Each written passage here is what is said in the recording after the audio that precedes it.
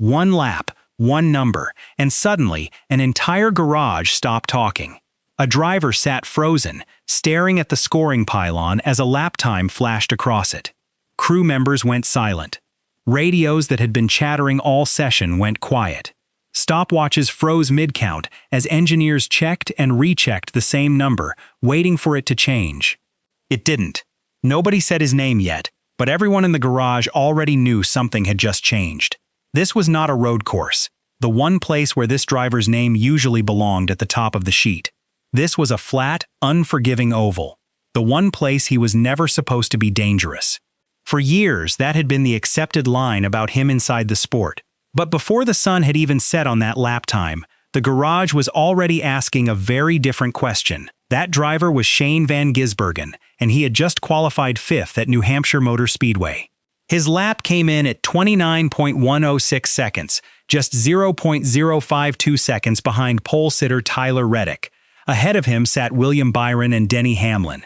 Behind him, bigger names still had to settle for less: Christopher Bell, Ryan Blaney, and Kyle Larson. The entire front six told the same story of razor-thin margins. Reddick at 29.054, Josh Berry just .015 back, Byron at plus 0.025, Hamlin at plus 0.27, and Van Gisbergen at plus 0.052. This was not a road course specialist hiding behind his specialty. This happened on a flat oval, where there was nowhere to hide and no excuse to fall back on. Every driver in that top 6 had built a cup-level resume on ovals long before this weekend, which made the tightness of the sheet even more significant. A gap of less than 1/10 of a second separated the pole from 5th place. This result mattered more than a single qualifying sheet could show. NASCAR's 2026 playoff format runs on a strict top 16 cutoff. No old-style win-and-in safety net, only pure point survival. After Richmond, Van Gisbergen sat 16th in the standings with 567 points. Ryan Preece sat 17th, exactly 50 points back. His own teammate, Ross Chastain, sat another 13 points behind Preece.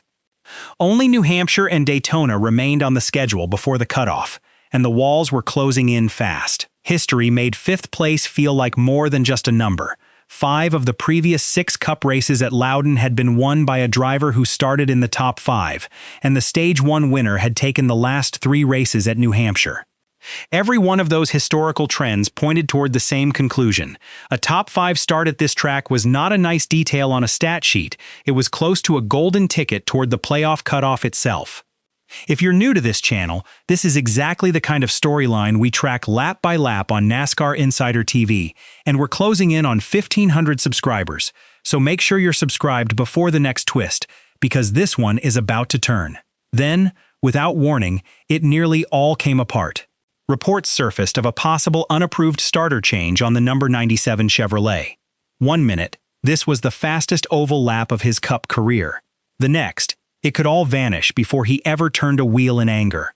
A rear-of-field penalty would have erased the entire 5th place advantage in an instant, right before the green flag dropped. The garage sat in that uncertainty, with no immediate answer and no clarity on what would happen next.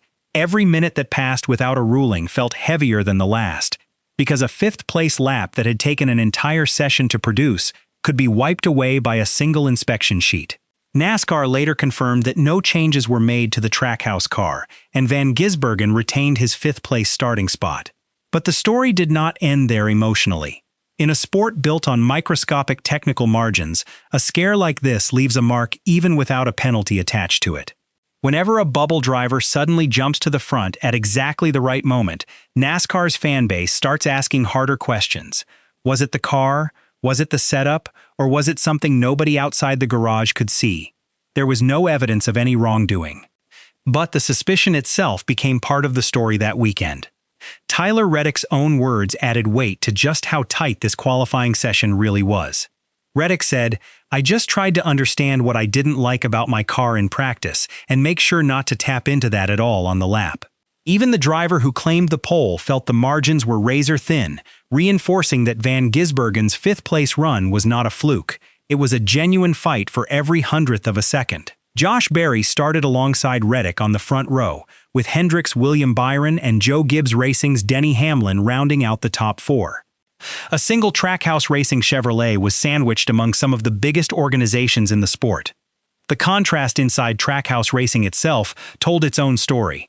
Ross Chastain qualified 12th, solid, but nowhere close to his teammate's statement lap, and sits 63 points behind Van Gisbergen in the standings, meaning even Trackhouse's own lineup carries a mini points war within it. Connor Zilisch, the newest Trackhouse name tied to the ongoing Hendrick Motorsports storyline, qualified a distant 20th, a strikingly different result from his teammate's breakthrough on the very same weekend. That gap between the three Trackhouse cars leaves an open thread still waiting to be resolved, one that connects directly to the larger Zilisch-Hendrick storyline and Chastain's own survival math down the stretch. Three cars from the same organization produced three completely different weekends, and only one of them walked away with a genuine statement result. Ryan Preece remained the shadow chasing every point Van Gisbergen had built. He qualified 18th. Not spectacular on paper, but Preece has long shown comfort on flat, short tracks like Loudon, close to his home region, and that regional familiarity has mattered before on this exact type of racetrack. Every point Preece gained was a point Van Gisbergen's cushion shrank. Fans watching the point gaps knew the math was brutally simple.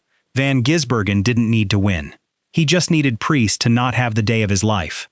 This was no longer only about speed, it had become about survival. Looming just beyond New Hampshire was Daytona, the single most unpredictable race on the calendar. One accident, one late caution, and an entire season's worth of points cushion could vanish in seconds. Superspeedway racing has a long history of turning a comfortable points cushion into a season-ending nightmare within a single lap. And that history was exactly what made the next race so difficult to predict. Van Gisbergen's fifth-place start was not only about Loudon. It was about buying insurance before stepping into a race that respects no points lead, no matter how it was earned. The larger debate around Van Gisbergen stretched beyond one weekend.